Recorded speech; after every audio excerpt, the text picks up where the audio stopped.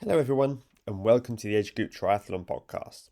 My name is Simon Olney. I'm a professional triathlon coach, and I've started this podcast for the 99% of triathletes who aren't looking to turn pro, break world records, or spend 20 hours a week training.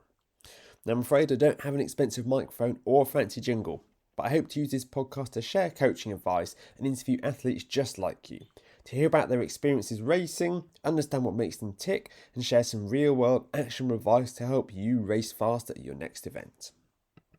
Hello, everyone. This week's guest I think is really interesting. So, I have one of my clients who is a police officer. He's within England and Wales. He's got 10 years' experience with the CID. And we start off by having a bit of a chat about his own training and racing, the 4 Ironmans that we've done together, one which he signed up for accidentally. And we really sort of have some really interesting chats talking about how an Olympic distance might actually be harder than an Ironman in some respects. And then we have an interesting conversation where we talk about how cyclists can protect themselves legally and aid investigations if they are unlucky enough to get knocked off their bike by a driver. So it's a really interesting conversation, and I hope you enjoy it. Hello, mate. How's it going? How's it going, Simon? All good, and Yeah. you? Yeah, all good. Thank you, mate. So before we get started, I'm going to be keeping my guest today anonymous. We're not going to share too much information about him. We're not going to tell you which force he works from, where he works, anything like that, to try and keep this relatively anonymous. The episode's going to end up probably being quite heavily edited as we pull information in and out. We might end up bleeping some stuff in post-production, so just bear with me there. But what we wanted to point out is that, nothing that you hear today is going to be anything that could be considered kind of official advice. It's just it's more of a conversation going over. We're going to start talking about his training history. He's been working with me for, is it 3, 4 years now? Coming for Yeah, 4 years. coming up to 4 years. Yeah. Yeah, coming up 4 years. So we're going to start off talking about that, and then we're going to have a little chat going over some common misconceptions when it comes to mainly surrounding cycling on the road. Ways about how if you're involved in a collision or you're on a club ride and you see one of your friends get hit, just how to deal with these things, how to help the investigations. So we're going to be touching on these things a little bit. So when we do get on that, please don't go away with that and start misinterpreting things. Again, it's a general conversation more than it is official advice in any way. So before we get into that, let's have a little bit of chat about you and your training. What was it that motivated you to start triathlon in the first place? It was just before lockdown. I was at work, and one of the lads on my team had said that he had done an Olympic triathlon before. Um, so I was asking him questions about that. I was always into sport as a kid, swimming, playing football, and Gaelic football. Um, so yeah, I got into a conversation with him about triathlon, and then it was coming up to the start of lockdown, and Iron Man had started that VR series. I don't know if you remember that. So then on the weekends, I was doing the VR series for Iron Man, just trying to get into it, and yeah, I was hooked on it. Um, I'd done my first triathlon. It was in Hever Castle, and I thought I'd done quite well. So yeah, I thought, oh, You I'm gonna finished give. it. Yeah, I finished it. I finished it, and then I thought, you know what? I'm gonna take it another step further, and I'm gonna sign up for one of the Ironman 70.3 races. That year they were doing it in Bolton. I think it was the 1 year only they were doing it in Bolton, That's what they said at and the time. yeah, yeah. Well, now they have it permanent now, don't they? So They do, yeah. yes. So yeah, I signed up for that. A couple of days beforehand, I was at a friend's wedding, and I left the wedding then to travel up to Bolton to do this Ironman. I had no idea what I was going to actually entail, and it turned out to be quite a humbling experience. Of people of all ages, shapes, and sizes were overtaking me on the bike leg. Yeah. I thought, oh, I need to kind of take this a little bit more serious and give it the respect that it deserves. And then that's when, after that, I reached out with yourself, and we start working together. Yeah. And because you decided that, you wanted to work towards Ironman, was that because you sort of the Iron Man VR thing, kind of, you got involved with the Iron Man brand there? Or was Iron Man always seen to you as being like sort of the top of the sport, as it were, like the greatest challenge? So I didn't actually really know too much. Like I knew about triathlon from the Olympics and stuff like that, but I didn't actually know too much about all like the brands and stuff like that. So yeah, exactly like you said, I got in and I was doing the VR series, and obviously Ironman heavily market throughout a triathlon, don't they? So when as soon as I'd done a bit more research, it was Ironman, Ironman, Ironman. They seemed to have the bigger distances. So Mm. I was like, oh, that seems like a challenge that I would like to do. But then obviously the more you get into the sport, you realize that there's many like events all over the country, even local level, that are really, really good. So working with yourself, you kept saying to me, oh, why don't you try do this distance or another local race? And yeah, I did. And it's always good to support the local races and not just Ironman, isn't it? Oh yeah, 100%. Like I think I'm put on great races, but when you look at if you were to do like sort of a suit like when I lived in London, there was the Thames Turbo races that they had down in sort of Hampton Pool. And they, I think the entry fee was sort of £40 or something. When you think about that, when you look at sort of £650 or so, I think is what you pay for like an Ironman, like the tier three rate. So, you can Yeah. pay up to £650. You're looking at a tiny fraction of that for like a really good hit out that you can feel just as almost just as knackered at the end of if you do it right. Um, Yeah, yeah, and yeah, you don't have the closed roads, you don't have the same experience. It isn't, I'm not trying to sort of, I'm not trying to put Iron Man down at all, but having it's a different kind of fitness that you can develop. It's a bit fun. It's a way to sort of build in race sharpness. And some people say, oh, you know what? I just want to do Iron Man. That's all I'm interested in. And they do one race a year. Okay, like, yeah, if that's what works for them. But I think there's a lot of fun to be had out there that people are missing out on. yeah. So as you mentioned, they're missing out on a lot of fun. I found that like a lot of the smaller races can be just as fun, if not more fun, than an Ironman. Um, I've done quite a few sprint distances and super sprints, and yeah, sometimes if you give it your all at the end of the day, you're feeling just the same as if you completed a full distance at 70.3. It's a different kind of fitness, isn't it? The when you finish a shorter event, maybe it's more about your legs burning from all that lactic acid, and it's about you being completely kind of out of breath because you've been on your limit for that last hour, as opposed to Ironman, where it's just like a general, like your body just slowly breaking down. It probably makes it sound a little bit too dramatic, but you're just trying to like manage that fatigue over the whole day. Yeah, Really no, definitely. Yeah. is Yeah. So the like the Ironmans, you're going at your all day pace, but when you do these smaller races, like, well, I can't speak for everybody, but myself, I do try get the most out of myself. And often that's even more tiring and taxing on your body than doing a full distance. yeah, and also the when you are doing a full distance event. I don't like the term full distance because that sounds like you're knocking the shorter distances. When you do a long distance event, Yeah. um, there can be an element of boredom on the bike, can't there?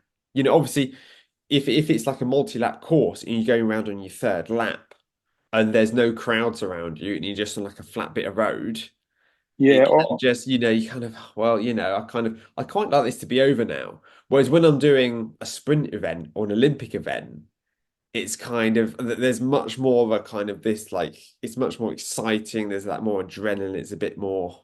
And even the racing dynamics can bring in an extra element of that to it, because on the long distance long course racing, you could be on the bike by yourself for 20 minutes before seeing somebody else, whereas with the smaller races you have people around you and there's Yeah, a bit more of like a competitive nature to it. yeah. Which I think I have some people come to me for help with Ironman who are really competitive people who love racing 5Ks. They go, why isn't there more intensity in the plan? It's like because you've signed up for Ironman. Yeah. Uh, Yeah, and people think, they see, I mean, okay, if we look at the pros and the pro men, if they're running like 240s, 250s for the marathon. yeah, And people think, oh, yeah, well, they're going to be running at that like sort of 350 per K pace, that 4 minute per K pace. You go, yeah, but that's like they could probably do a marathon, like a straight road marathon in about 2:15. Yeah, maybe I'm not getting anywhere 220. near that pace. No, but because on Ironman race day you are at your all day pace. It's just that their all day pace is Is so that next much faster level? than ours. Yeah, yeah. Um, You do see that you even see with the the pain. You see, professionals. sorry. Even with the professionals, they have so many track sessions, and then sometimes you'd be sitting there thinking to yourself, "Why am I not doing track sessions?" But you have to remind yourself that I'm also not a professional. I mean, there is a place for doing some of the workouts we do, the VO2, the lactate work. I guess we just tend to do it on the road rather than the track. Yeah, And yeah, we've done at least because if you want to go down to a lot of tracks, they like to make life hard for you. If you just want to turn up on your own to train.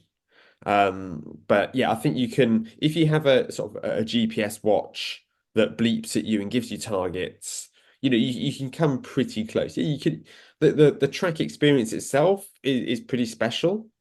But if you're getting up at 5 a.m. in the morning to get a run session done, yeah, you've just got to make do with what you can. Or treadmills actually are a good way to do in sort of intensity work as well. So yeah, tracks are yeah, great, but they're not, a lot of professionals have access to them due to the training yeah. they do. They're very Instagram worthy, aren't they?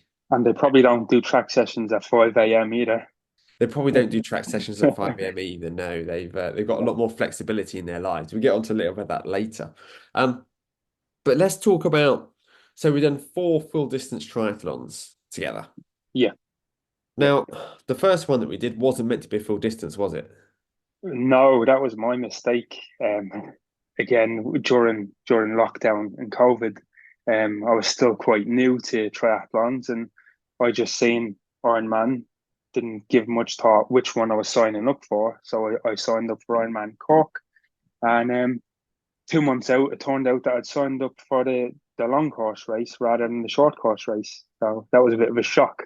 And Especially I when think, we've been training together for kind of 4 months or so by that point, and I'd be yeah, training you for a 70.3.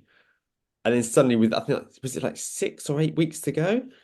8 weeks to go. Yeah, Eight I weeks to go, I realized. got a message from you go, yeah, I might have made a mistake.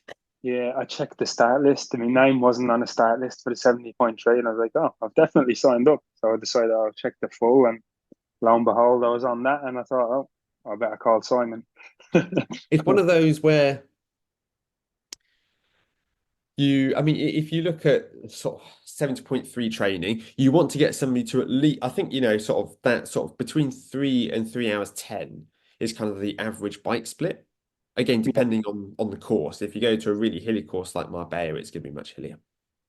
But if we say around that 3 hour mark is what I tend to get most people to at least. And you want to go a bit over that so that people aren't doing their longest ride on the day.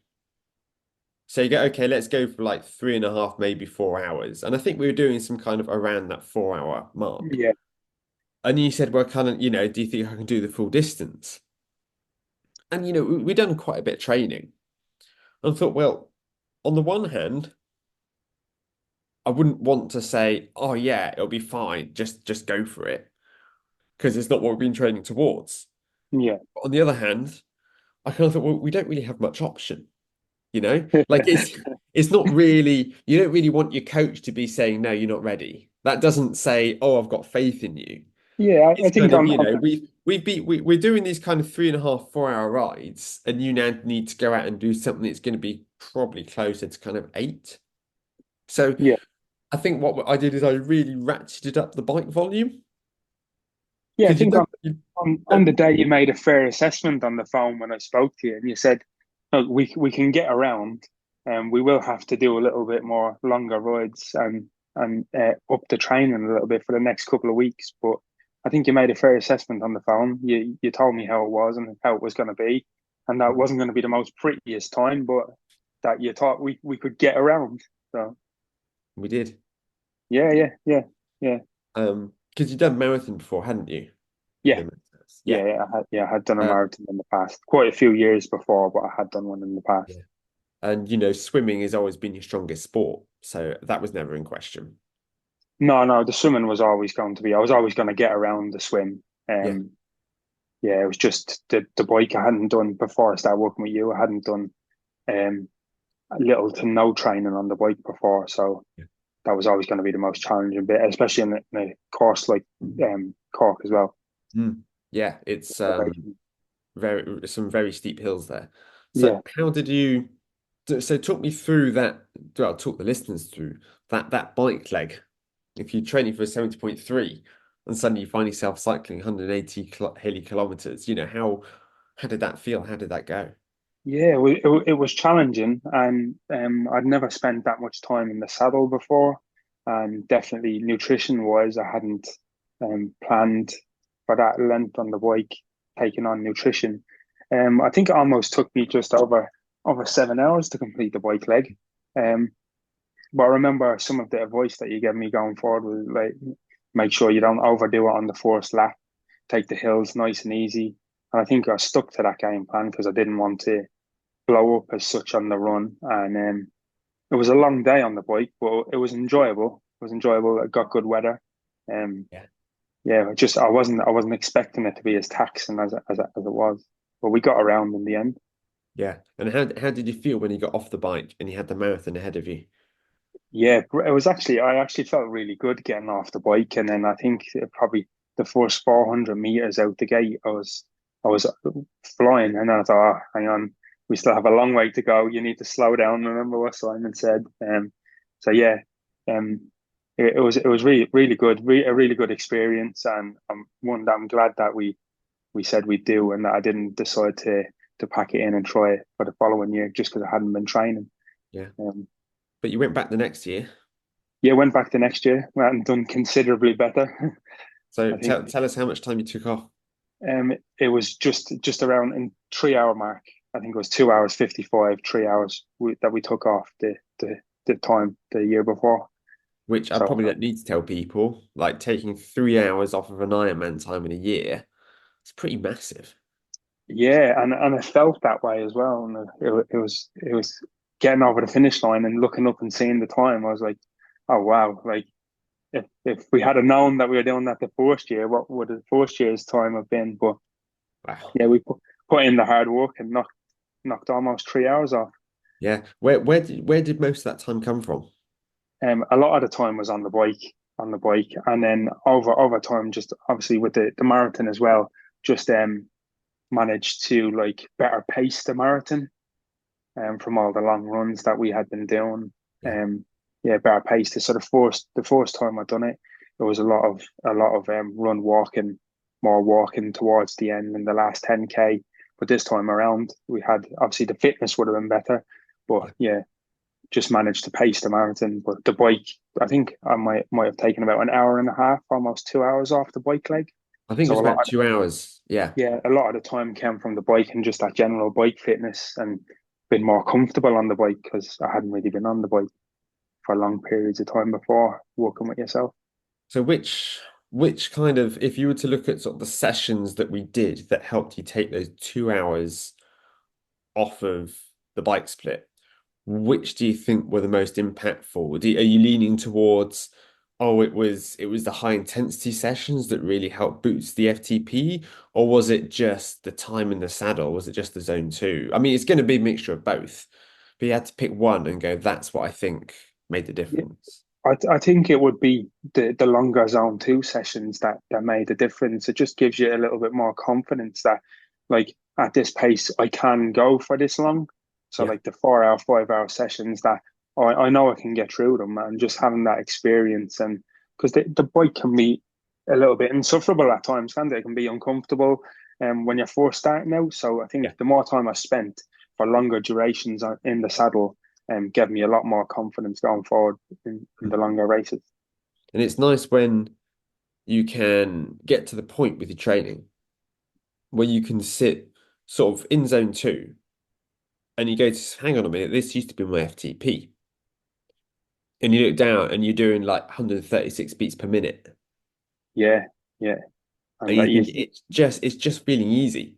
you see how far your fitness has come Yeah. from the starting point, and where you're sitting there, I would have been struggling to do this for an hour in the beginning. You're now 3 4 hours in, and it's still feeling quite comfortable. Yeah. And that gives you a lot of confidence as well, and Yeah. that the I training's think, paid off. yeah. The zone two sessions are so important, but as a counterpoint, you do get people who just do zone two and expect that to make them super fit. So I know sometimes you do need to suffer on a turbo trainer for an hour. Oh yeah, yeah, and we've done that quite a lot as well.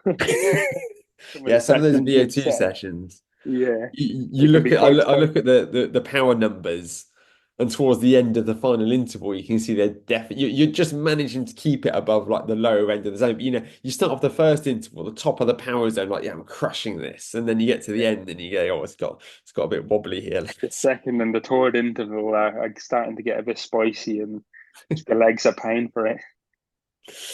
Um, and then after Cork in 2023, you then did a second race, didn't you? Yeah, I was lucky enough to have the opportunity to go to Barcelona with a group of people that a lot of the expenses were covered for the Ironman. So we went and done the Ironman in Barcelona, and that was only 6 weeks out from Cork. So I remember saying to them as well, "Oh, I have this opportunity. It seems to be a running theme here, Simon. That I just call you up and I have another opportunity here. So yeah, 6 weeks out, we had to kind of recover and then taper for Barcelona for another long distance race in Barcelona. Yeah, I mean, when you said to me you had this opportunity for not very much money at all to go and race in Barcelona 6 weeks after, Yeah, if it was your first season, 'cause I do have people come to me for their first year and say, "Oh, I want to do two Ironmans." And you go, "Okay, well, do you know what Ironman is? Do you don't know whether somebody's maybe underestimating what goes into it, yeah, both kind of commitment wise and the race day itself." Um, but the but I thought, well, 6 weeks. That's sort of enough time really for your body to get quite recovered. And the bit that takes the longest to recover from is um your top end. The ability to be able to surge and to go hard. Your ability to ride zone two for prolonged periods after 3, 4 weeks is probably, sort of mostly where it was. So I thought, well, I could be a Grinch, well, not a Grinch, but I could be a killjoy and say, no, you can't recover in time. Or I yeah, could say, well, as long as we go out and have a really good day in Cork, Barcelona could just be a bit of fun. yeah. And that's what it was. Barcelona, obviously a different course to Cork. Very different. A really flat cycle. Um, Nice warm weather. Yeah. Um, yeah, nice clear swim. Everything that Ireland isn't. Yeah, basically. So yeah, we went and done that, and again, another good time by my standards. I think it was only a half an hour slower than Cork. Hmm. So again, another really good day out, and I think it just showed that even with 6 weeks, that I could do a second one. Yeah. Um, with that one again, I just had to pace the marathon really well because I felt like if anything, that's what would that would probably suffer. Mm. Only 6 weeks out from just doing one previously. But yeah, with Where, the where was training it? that we put in. Where is it that you felt the fatigue during the race, during Barcelona? Yeah, it was towards the end of the marathon, probably about 30, 35K in. My legs decided that they didn't want to play ball and Hmm. that I was gonna have to run walk the rest of it. So Yeah. um like as you suggested, you might have to walk some of the aid stations. So then that's what I done. I was just jogging slowly between aid stations, hitting the aid station, walking it, taking on as much as I could, and then starting off running to the next aid station that I knew I was going to walk. And then, Yeah. I mean, yeah, that's how some people get through the entire Ironman marathon, even at their peak fitness. And I don't think there's anything necessarily wrong with that either. Doing the run walk strategy, yeah, even times it's not much slower than trying to run the whole thing. especially if I there's don't think. hills. I know there aren't any hills on the course at Barcelona, on the run course at least. But definitely like courses like Bolton. Well, not that Bolton, I don't know what the run course is on the 70.3, but the old Ironman and Wales. There were some really hilly bits on the run there. They maybe don't go on for super long. But that it is actually almost quicker to walk them. It's definitely Yeah, more efficient. Yeah, yeah, Especially if you're just, if you're going to be plodding up that hill at kind of 8 minutes per kilometer or walking it at sort of 9.5, it's all about efficiency, isn't it? yeah. And over the course of a marathon, there's not too much of a time difference per Yeah. kilometer. Yeah, And then you had another opportunity in yeah, 2024, to do a different kind of long distance race. yeah. I didn't know too much about this race until the people that I was going with were telling me about it. But as as far as they concerned, Challenge Roth was a pretty iconic race, and I soon learned that when I got over there, the scale of it and the atmosphere and the whole setup was brilliant. Yeah, Challenge Roth was probably the best triathlon that I've done to date. Um, Quite a it's quite a statement that. yeah, yeah. I Was mean, it, I the think it's finish, 26 events in the 3, 4 years we've been working together, isn't it? yeah, 26 events over a range of different distances and one ultra. Yeah, Hmm. I mean, Challenge Roth, if anyone gets the opportunity to go do it, it is a special, special race. What was it that made it special? The setup of it, the people that are there, the volunteers, the finish line is pretty epic where you run into the stadium and they have all the music going and the laser show with all Yeah. the smoke. Yeah, it's a pretty special finish line. I've heard that the support on the bike course is probably the best in the world. Yeah, yeah, phenomenal. Like even like at the aid stations, there's mechanic tents and setups like that to help you through it. Like I said, the volunteers. Um, One thing that stood out as pretty special. You felt like you're getting treated like a professional triathlete. You Mm. get off the bike and someone comes and takes your bike and racks it for you, and then another Nice. person hands you your bag. In Yeah, transition, they help you take your socks off and help you get changed and bag all your clothes into your cycle bag and hang that yeah, up for you. So you just have to concentrate on the task at hand, of getting to the finish line. So yeah, yeah. the setup is pretty special. So you've done, actually, before we move on to that, something you said to me shortly after Roth was that for one of the warm-up events we did Eastbourne. It was Eastbourne, wasn't it? The Olympic Yeah, distance. Eastbourne. Yeah, Um, and you said that Eastbourne felt harder than Roth. yeah, yeah. Um, I know some For those people. who don't know, Eastbourne is an Olympic distance that has some real serious hills in it. Yeah, going up, I think it's Beachy Head. It's quite a steep hill, but yeah, I found that Eastbourne was a lot more taxing on the body and a lot more difficult because I think due to the distance and the nature of the race, I was almost on that point of red line all day because I wanted to do really well. Um, Whereas Rot, I was in that kind of like zone two mentality all day, and I think with the years of training that I know it's not long, but 3 years of training with yourself and doing all this zone two work and FTP work, I think the all day pace really is an all day pace now that I could sustain that Mm. all day and not feel too uncomfortable. Whereas the Olympic distance, it was a lot more taxing on the body, and I think like maybe I wasn't as efficient at getting rid of lactic acid, and yeah, it was a tough day out. But compared to I think most people's may have a misconception that just because the distance is further, it's going to be harder. I don't think that's the case if you Mm. train properly for it. So when you went at the start of this year, originally the focus was going to be on 70.3 because we've done a fair amount of 70.3 events. They've always been sort of warm-ups, as it were, for an Ironman. They've been more sort of training races. Yeah, So I thought, so we did more in the way of kind of speed sessions, as well as tempo and threshold work, trying to raise that sort of that ability to go faster over 70.3. And then I think it was kind of February time when, Roth came up as an opportunity. And I just felt by that point that when he said, "Shall we do it?" I felt that I knew that I could say yes, yeah, knowing that we could still focus on getting faster and on the 70.3 distance.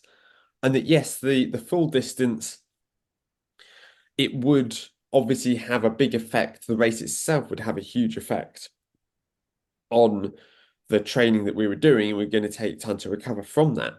But that we didn't need to have all of our training tailored towards that. We didn't need to start doing 6 hour rides every weekend because the result wasn't super important to you. It was just a case of we did some longer rides, but that you could turn up and I knew you could get it done Yeah. and enjoy the experience rather than letting it consume your life trying to get the best possible time and And still find time in the week to do two, sometimes three intense sessions to try to boost that speed for the 70.3. yeah, definitely, definitely. And for me, for Rot, the time wasn't too much a concern. I wasn't looking for a fantastic result, although I ended up doing a really good time as well, pretty close to the Barcelona time. Mm. It was more just going for the experience of it all and getting Yeah. a chance to do this race. I think the experience bit does get lost a bit sometimes, and you can understand um, if somebody has invested tens of thousands of pounds or euros into an event and they've been training for 9 months for it, that they turn up and they're just so sort of focused, sometimes stressed, but they're just so focused on the race and the event and everything else that they don't necessarily take the time to appreciate the enormity of what they're doing or the finish line and the whole experience where the race is being held. So yeah, I think that's a super important point. Yeah, and I do get people's competitive nature. Like I'm quite competitive as well, but sometimes you just have to stop and take a moment and be like, I'm quite lucky that I get to do this for a hobby Yeah. and travel to some lovely places and get to see all these wonderful things. And yeah, it's quite nice if you just take a moment to appreciate that. Yeah, I'm doing this for a hobby and take it for what it is. Why is it that you didn't stop at one Ironman? Why is it that you thought, oh, you know what? I'm going to go back next year. With Cork, I felt like the first time I'd done it, because obviously we hadn't trained for the full, I felt like I almost done myself in injustice that I wanted to go back and see how much better I could actually do. And then once I'd done the second one, then I was kind of hooked. Yeah. Um, I just love the whole experience, like how the volunteers are, even other people on the course, which everybody's so friendly. Um, Mhm. yeah, it's a very easy thing to get hooked on. But So there is a very special um there's just something so special about race day. I mean yeah, the whole race weekend has got this energy to it. yeah, But the actual day itself, everybody there is in your corner. Everybody wants you to do well. Everybody on the course is sort of a fellow competitor who, even though they may be racing against you, there's no real kind of really like aggression or animosity. Everyone's just in this together.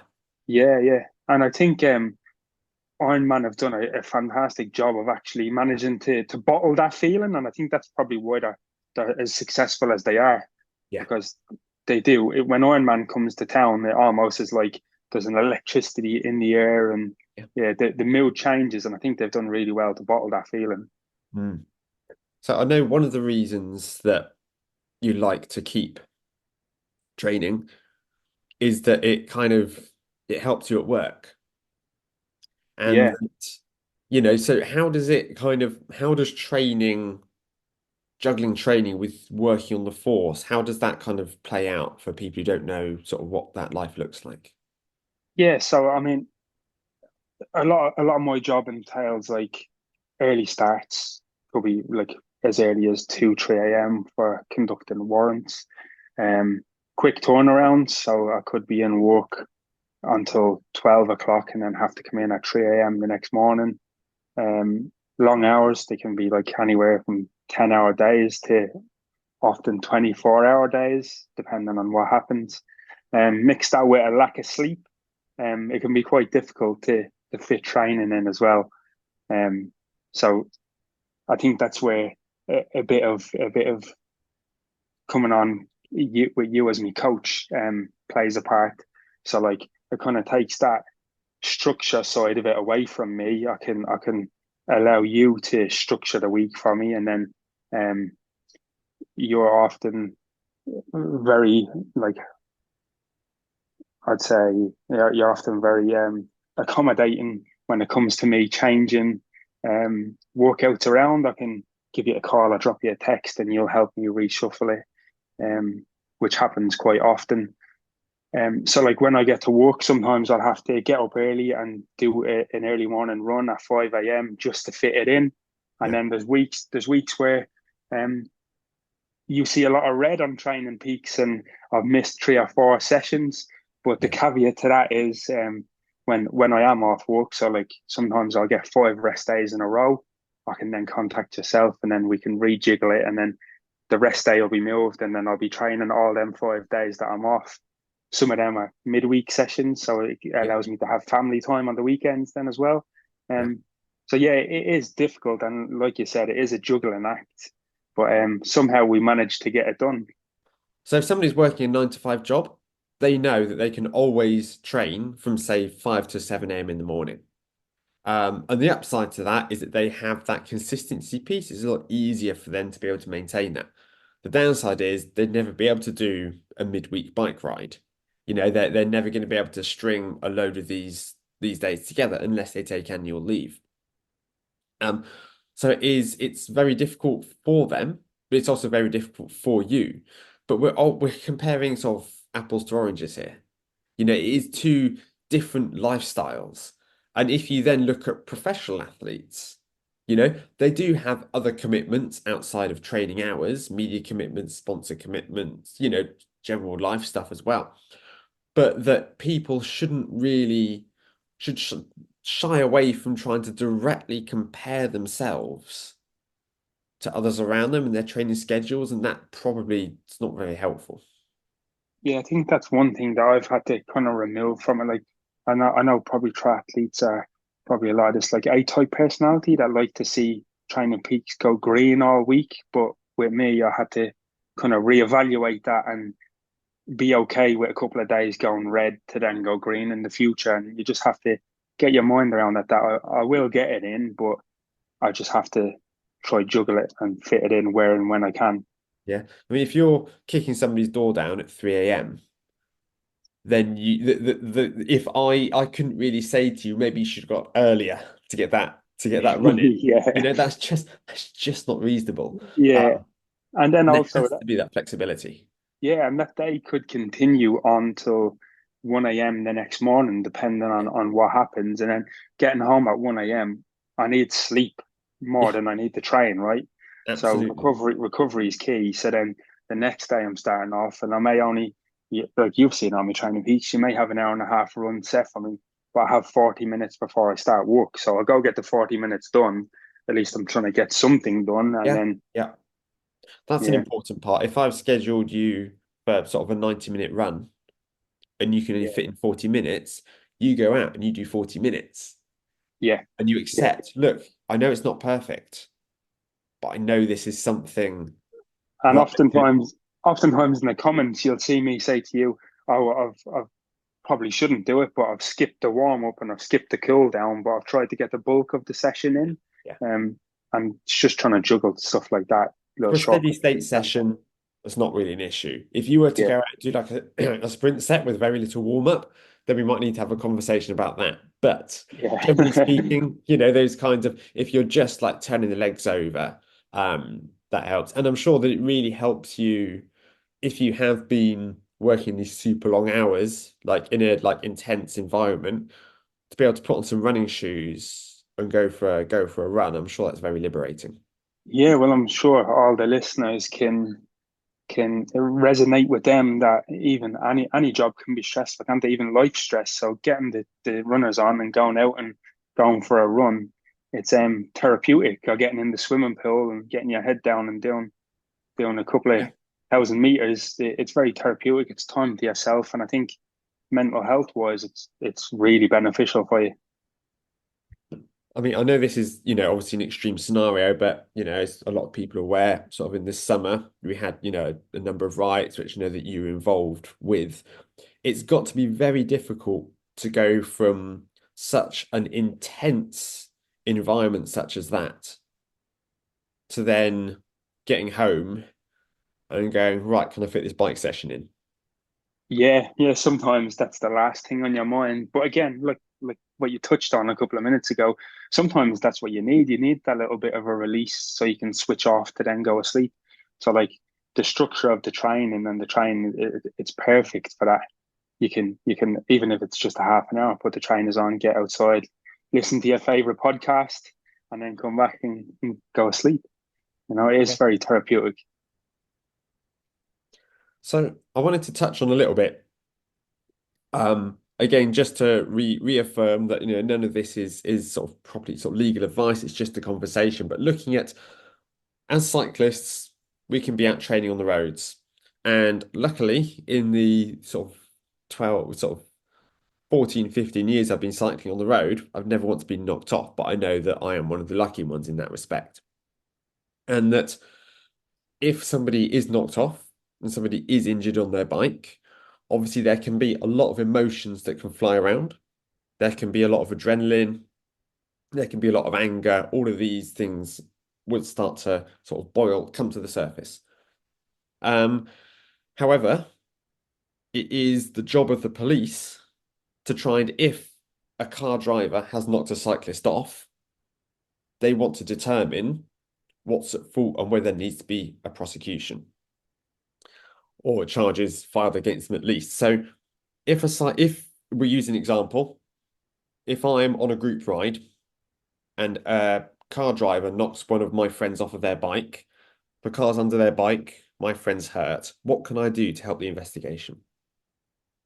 Yeah, it's a really good point because I was recently knocked off my bike through no fault of my own. But the first thing that I would say, like you said, a lot of these situations can be like really highly amped up. So the best advice that I could give to anyone would be de-escalating the situation. In my job, we go to a lot of situations where the emotions are high, people are charged up. You have to be good at de-escalating situations. So my first piece of advice would be to try de-escalate the situation. Don't antagonize people and make the situation worse because it can quickly spiral out of control. Um, as far as like if you're on group rides or even out cycling by yourself, I think the most valuable thing that you could justice you could do yourself is to have a video recorder, whether that's on the bike, a GoPro on your helmet. Um, I feel like video evidence is the best evidence that you can get, whether it's you getting knocked off, whether it's you observing someone getting knocked off. It records the whole thing. We'll probably catch the vehicle registrations of the cars, which is also vital. Um, just people getting out of the cars, they can be amped up, blaming each other. The cyclist can be blaming the driver through no fault of their own. Yeah, de-escalating it would be the best thing. Taking a minute and listening to the other person and then getting your point of view across. If no one's injured, we call them damage only, where there could be damage to your bike or to the vehicle. Um, exchange details, take pictures of it in situ. But once the pictures are taken of everything in situ, another piece of advice I give is if you could move it over to the side of the road to alleviate the backup of traffic that it could be causing. Um, Again, that would be de-escalating the situation without you even knowing because the drivers behind this accident are getting frustrated and stuff like that. So oftentimes you can end up in with multi people getting out and screaming and shouting at each other and escalating the situation. So yeah, moving over to the side of the road only if there's no damage or injury to a person, and that's only if it's the damage to property. Yeah. Um, if a person is injured, of course, call 999, get an ambulance, get the police to come out because we will want to report that if there's injury to a person. Um, yeah, if you have people with you, they could be taking pictures on your behalf. As well, adrenaline is always high. Um, Take a moment to assess yourself as well if you come off the bike because you might just want to jump up off the floor and not realize that you've actually hit your head or you've actually injured yourself. Um, yeah, take a minute to self-assess before you decide to jump up out of the road. Um, but When yeah, when you talk about sort of injury, when you sort of damage only or injury, obviously if somebody gets knocked off their bike, the chances are they are going to end up with like a graze on their knee or something like that. But you're saying like if there's like a risk of concussion or broken bones, if somebody's not getting up off the floor, Oh yeah, yeah, that's when you definitely. definitely get on Yeah, the blower. yeah. Call the ambulance. I mean, if you're in any doubt, call the ambulance. It's better to be safe. Like they would rather, and the police as well. We would rather come out, check, make sure you're okay, Yeah, because you might not even realize it. You can't see a fractured bone in your elbow if you've come good off the point. bike. You Yeah. know, so if you're in doubt or there's you don't feel right, Mm. definitely call the ambulance or the police or the police, and they'll come out, make the assessment, leave it to the professionals, and you know, but Just for the listeners, if they were calling for an ambulance to attend a situation and they call 999 and they ask for the ambulance and that gets sent out, would they then need to redial 999 to ask for the police, or would the ambulance communicate with the police force? so in this situation, if you were to call the ambulance and just say, "Oh, I was knocked off my bike, I was in a road traffic accident," that would immediately then um get directed over to the police as well to come attend. So we would receive a message from the ambulance service asking for us to attend as well. So Yeah, there's no need to call twice. The ambulance will pass that message on to the police, and then the police will attend. excellent. That's helps save everybody a little bit of time. Yeah, yeah, Yeah. yeah, Unfortunately, as we said, whenever there's any kind of collision on the road, whether it's car against car, whether it's bike against car, whatever happens, it's going to be a lot of emotions. There's going to be a lot of, you have sort of cyclists, you'll often have a bit of adrenaline pumping. If yeah, you came close to being knocked off, you've seen your friends knocked off, something like that. We don't always think clearly. Um, and in that point, it can be quite hard to know what the right thing is to do. Now, I've seen videos online of cyclists who, if their mate gets knocked off by a driver, the cyclist can, without realizing it, their friends can sort of escalate the situation by getting up in the driver's grill, pointing, calling names, maybe even taking the car keys off of the driver to stop him from fleeing the scene. yeah. Now, where do you stand on that? Because I mean, not I guess not you personally, but where does the law stand on that? Yeah. So first of all, I'll give my opinion on it. So like again, I'll just go back to de-escalation. You don't want to be escalating the situation by snatching keys out or chasing drivers down the road, screaming and shouting and causing further conflict, because that could turn quite nasty. You don't know who you're speaking to in the car. They could get out with a weapon. Yeah. They could assault you. You never know what's going to happen. Mm. You don't know who you're dealing with. So in that scenario, if the car has leave the scene and making off, I would just jot down the number plate so then the police can then follow up them inquiries, because it is an offence to flee the scene of an accident. So Mhm. that's an offence. If you can, if you're recording it, get a good description of the driver, because they may say it wasn't me. So it's always good to get a description of the driver of the vehicle or any other passengers in the vehicle. Yeah. And just with regards to like the law, I'll just touch on like common law. So there's three main aspects of common law that would probably cover you. So self-defense, um, and the main take here is that the force that you use always has to be reasonable in the circumstances. Okay, so self-defense, you can use reasonable force to protect yourself or another from attack. So that may be a driver getting out of the vehicle, coming over, screaming and shouting in your face. You can protect yourself or whoever you're with by using reasonable force. Now, it has to be reasonable. Mhm. Um, Defending property. So again, you can use reasonable force to defend your property. So whether that may be your bike or whatever it may be, if the driver's picked it up and going to smash it on the floor or going to drive over it, um, Yeah. and then the last one would be a preemptive strike. So you could take action before you're attacked. But the caveat with this is you have to have an honest held belief that you or somebody else is in imminent danger. The danger has to be imminent to use a preemptive strike. So that'd be like someone getting out, they come running over to you, fists clenched, and they look like they're going to hit you, and you push them back out of the way to Yeah. prevent you or someone being hit. That's where the law stands on common law. But again, um, my first port of call would be to de-escalate the situation.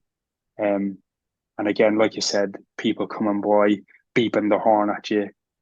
doing rude gestures, backhand movements back, probably not a wise idea. Yeah. It's only going to escalate the situation. Yeah. Again, if you have that recorded on your GoPro or your head cam or the camera on the bike, again, if they're not giving you 1.5 meters in the overtake or they're coming dangerously close to you, you have good evidence with that on the video cam.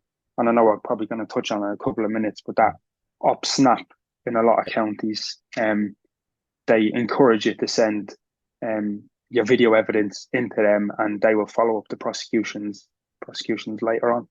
Yeah. So if I, based in Wiltshire, if Yeah, I got really aggressively close passed by someone, yeah. what I'd do is I would stick into Google. It's Operation Snap in all counties that are doing that, I believe, isn't it?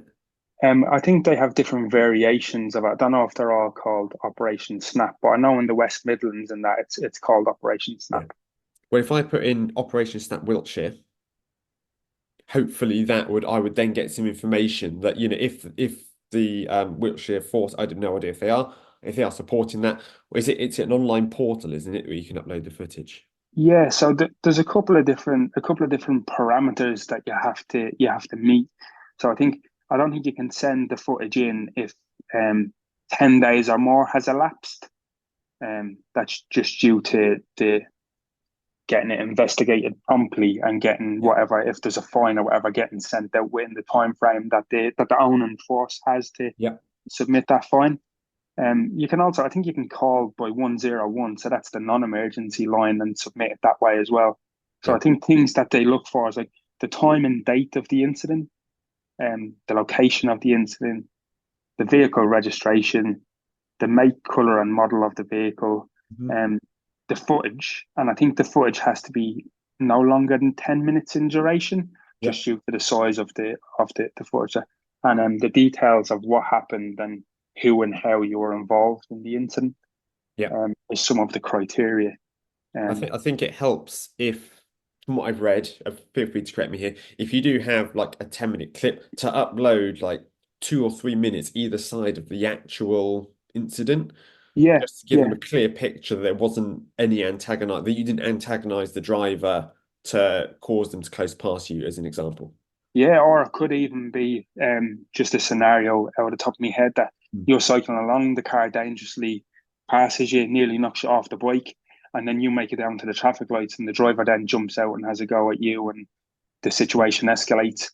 Yeah, it'd be good to get the video of the overtake to show a bit of pre-context to Yes. the incident. But as well, I would suggest saving the whole incident, because just because you can't upload more than Yeah. 10 minutes of it doesn't mean that the investigating force wouldn't come back to you and say, "Can we have the whole footage?" Yeah. Yeah. So And that yeah, could it'd be be used good. in court potentially if that Yeah, was. yeah, yeah. So it would be good to keep the whole footage. Definitely don't delete it. Just in case they come back. And I think some of the offences that they include, some like dangerous driving, people driving on mobile phones, not wearing a seatbelt, failing to stop at traffic lights, Yeah. crossing the solid white lines. But this isn't just for motor vehicle users. You have to remember, as a cyclist as well, you have to obey the rules of the road. So it works both ways. So if you're going through red traffic lights, not stopping, um, you could be liable to a fine as well. So it works both ways for anybody using the road. And like we've often spoke about before, Simon, you as a cyclist have an onus to obeying the rules of the road, and to being polite and courteous to other car users. So it works both ways. I often use the analogy of, if I was walking down the street in front of you and I cut across you to go into a shop on a busy high street, Yeah. you're not just going to turn around and whack me in the back of the head just because I cut across you. So why do that in a car or on a bike when you're on the road? Just be I think courteous. if you find your if as a cyclist you find yourself on the tarmac and a car has hit you, Yeah, you're immediately going to think, I've been knocked off my bike by that driver. But you may not, you may have inadvertently made a mistake yourself.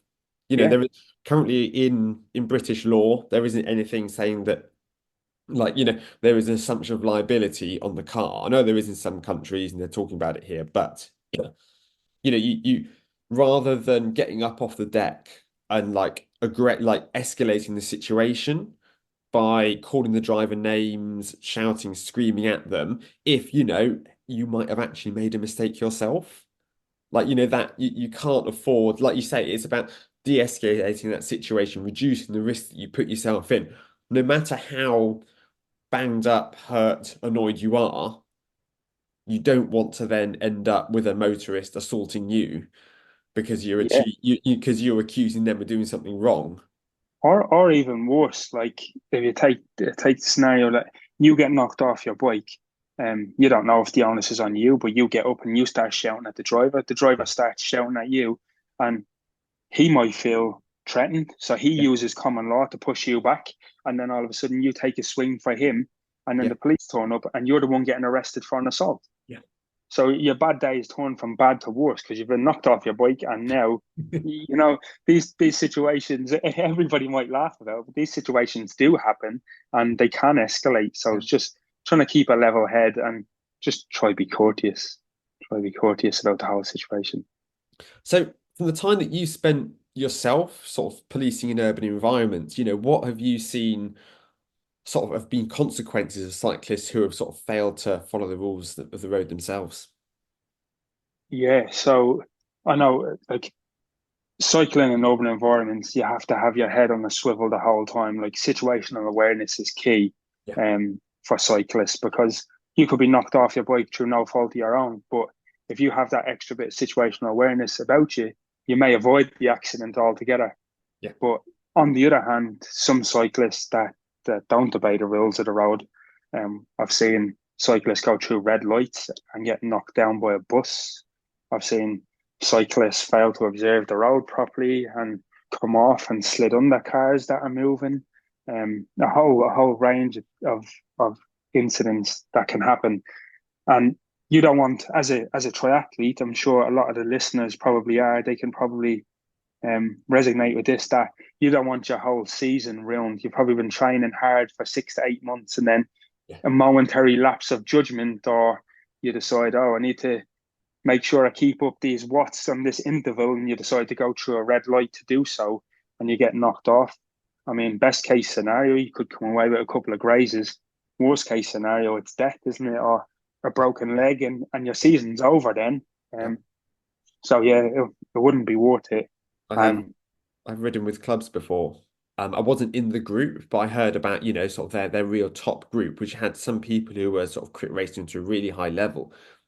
There's a really fast series of roundabouts in Surrey called the Horton roundabouts, which some listeners oh may yeah, be I know that. familiar with. Yeah, yeah, Um, and it's a roundabout. It's downhill on kind of like a 2%, 1%, 2%. It's a false flat sort of downhill, as it were. You get a lot of speed up. And these guys, they would just pull out on cars on roundabouts. They had the yeah. speed. They wanted to keep that. And there's just this big train of cyclists, and they just pull out on cars. And you go, fellas, you're not doing yourselves any favors. And from what I see, if a cyclist does that to a motorist, then that motorist is going to hold an increased resentment against cyclists. Like you just pulled out on me like I wasn't there. It's Uh, almost an unconscious bias, then, isn't it? That yeah, yeah, road yeah, users, car drivers develop around cyclists because of these type of incidents. And no wonder sometimes you get people screaming and shouting at you, even though it might not be your fault, but they have that unconscious bias because someone has done something like that before. And I mean, what kind of speeds would you be getting up going through that roundabout? If you come off after a car's hit you, yeah. nothing good is going to happen from that.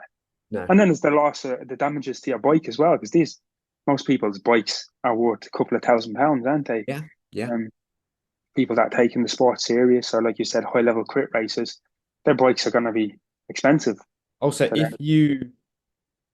if I was on my bike and I pulled out on somebody on a roundabout because I was looking to go really fast, and and I was involved in a collision with a nice BMW. If I go and I ruin the front, well, not, if I dent the bonnet, if the fender's smashed in, I'm liable for those costs. Just because I'm on a push bike Yeah, doesn't mean that I can just laugh and ride off. and I don't know how many people actually have insurance for public liability.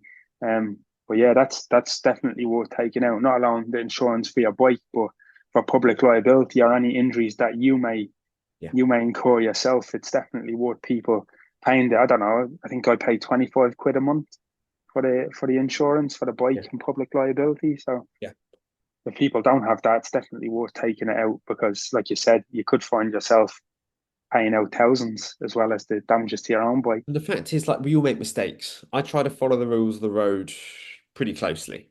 But we all make mistakes. We all make misjudgments. I mean, yesterday I filled up my car, forgot to put my lights on when I came out the petrol station because when I Yeah, started, I was in this really bright lit environment. And yeah, we all make these mistakes, and that all it takes is one misjudgment, and you can not only find yourself really injured, but also with a big old bill at the end of it. yeah, it is human nature to make mistakes like that, isn't it? And again, bring it back to something like in triathlon. I don't know anyone that's ever done a 70.3 or full distance or long course. Yeah, there comes a point on the bike where you're getting tired and you do lose a lapse in concentration. Like a couple of times I've had it. I've not been watching where I've gone. Then all of a sudden I'm so close to a cone and I'm like, oh, I better switch back on. I've let my mind wander there for a second. It can Especially if happen. you're on the aero bars. And Yeah, your body you kind of the like how the arms follow the eyes, and they yeah, yeah, that with a lot of accidents on the road, like a HGV driver looks at someone on the hard shoulder and they drift into them. I yeah. think the same could be for a triathlon. If you're on your TT bars, because the handling is as it is, you can't correct really easily. You find yourself veering off to the And you find side. yourself veering towards because you're looking at the cows in the field because it's kilometer 150 of an Ironman. You're Yeah. looking for any distraction. And before you know it. Yeah, yeah. I've Um, definitely had that a couple of times. I also we had a little bit of a chat before the episode, so I wanted to make sure that we were going to discuss topics that you were happy discussing. And I mentioned the possibility of, when do we cross the threshold of wasting police time? Yeah, And you decide that, yeah, if somebody winds down their window and calls you a rude name as they're driving past, yeah, that's probably not really an offence that you need to be bothering wasting police time with. And I said, well, or if somebody just, chucks water over you, but you actually had a different opinion on that. yeah. I mean, so again, with these kind of, I would say minor offences, they may not be minor to people, but they would probably be classified as minor offences. Police officers have some discretion with, so like minor road traffic offences, what I may not be too bothered with, someone might follow that to the letter of the law and want to prosecute for that. So, like, I mean, someone calling you rude names out the window of a car because you've got too close to them or whatever it may be, technically they're committing an offence under the Public Order Act, but realistically, the police may not have time to follow that up, especially if there's like evidential difficulties, like we don't know who was driving the car at that moment in time. But then you brought up the example of someone chucking water at you or a water bottle, and I said to you, well, I would consider that a common assault.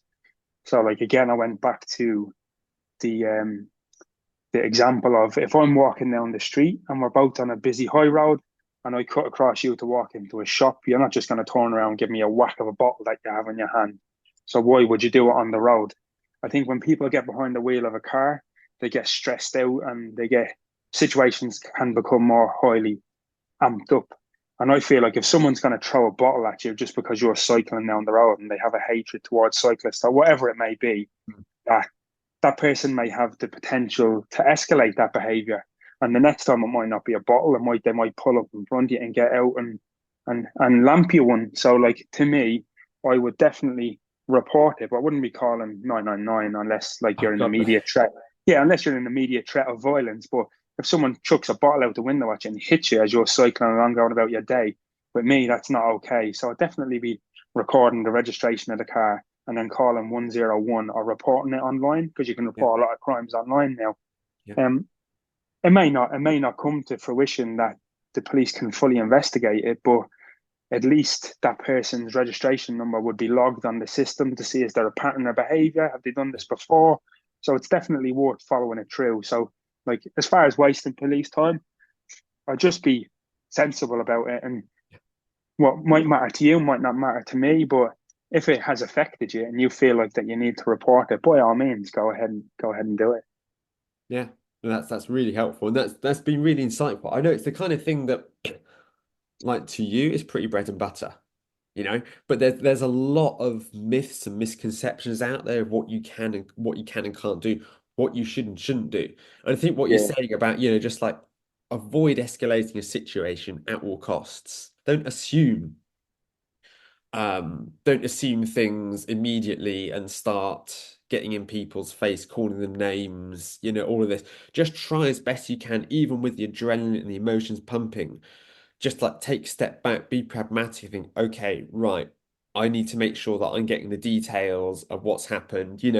Again, like independent witnesses with, yeah, what you were talking about with like preemptive strikes. If you do have to do something like that, if you feel you need to defend yourself, then having the details of somebody who saw what happened is going to yeah, be huge help to you because you can then yeah. prove that you were in an immediate danger. And not so much with the countryside, but like in urban cities now, everybody has CCTV, everybody has ring doorbells. So Mm. it's worth also canvassing the area if you do need. So if your camera, you don't feel like your camera fully caught the incident, or if the car's hit you from behind, the likelihood is your camera's not going to see it unless you have one on the back of the bike. So it's worth taking a couple of minutes after the incident and canvassing the area and seeing what other opportunities there could be that the incident may have been captured on CCTV. Yeah, I'm definitely guilty of that. Somebody rear-ended me on the motorway because lanes one and two were closed with an incident. I was in lane three, and this guy was too busy looking at the crash. He went into the back of me. Yeah, And we got out. I looked at my car, there was no damage. And we kind of, I just kind of like, I was exasperated. I wasn't angry. I was just like, really? But I got in, I drove off, and I realized I forgot to take his registration plate yeah, because it's in that moment. yeah, And kind of there's like I've just been hit. There's that like adrenaline against, and there's that logical part of me saying, "Don't get too into it." And he was, "Oh, it's just a kiss. Oh, don't worry," being apologetic, and I kind of bought into it and realized, hang on a minute, I need to like, I didn't take due diligence, yeah. do what I needed to do in that And a point. lot of Because if I'd have incidents, got home and I had a problem with my car, yeah, then I'm could stuck. it could be damage underneath the car that you can't see. Yeah, But as well with cyclists, like if you come off the bike, it's probably going to be very rare that you get out unscathed.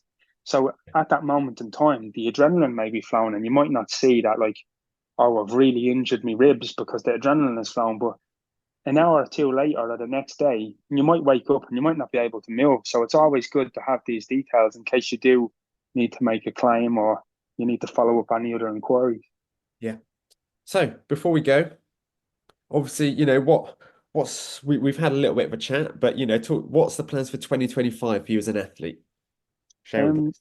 yeah, we've had a bit of a chat about it. I'd like to see how well I can do at the 70.3 distance. So kind of sign up for a couple of them races and then some smaller warm-up races just to get back into the swing of things, getting the transitions going smoothly again. And yeah, I know one race that I definitely have on the cards is Portugal 70.3 in Yeah, October. So yeah, we'll probably work towards that as been maybe the main race of the year. See yeah. see how good we can do. See if any other random Ironmans pop up during the year this time. Yeah, yeah. No doubt they probably will. You know me, Simon. All right. Thanks for your time. I really appreciate it. I'm sure the listeners do too, and I hope they get a lot out of that conversation. Yeah, no worries. Thanks for having me on. And if any of the listeners do have any further questions on any of the topics, feel free to email Simon. He'll pass it on to me, and I'll do my best to get back to you to Yep. answer any questions that may have arisen. Yep, I'm happy to do that. I'll leave my email in the show notes as always. Yeah. Cheers, Simon. Thank you so much. Awesome. Cheers. Speak soon. So, a huge thank you to my client for his time answering all of my questions there. I learned a huge amount, actually, personally. But again, just one last reminder: please don't try and use this podcast as evidence in court. You know, it is more of a conversation between two people with a police officer explaining the law, how things work, general recommendation. But please don't consider this legal advice. Thank you for listening. I really hope you found the episode useful and interesting. Make sure you subscribe so you don't miss future episodes. If you'd like to come on the podcast and share your triathlon story, send an email to the address in the show notes. We'll organise a conversation, see if we can work something out. Until next time, good luck with your training and stay safe.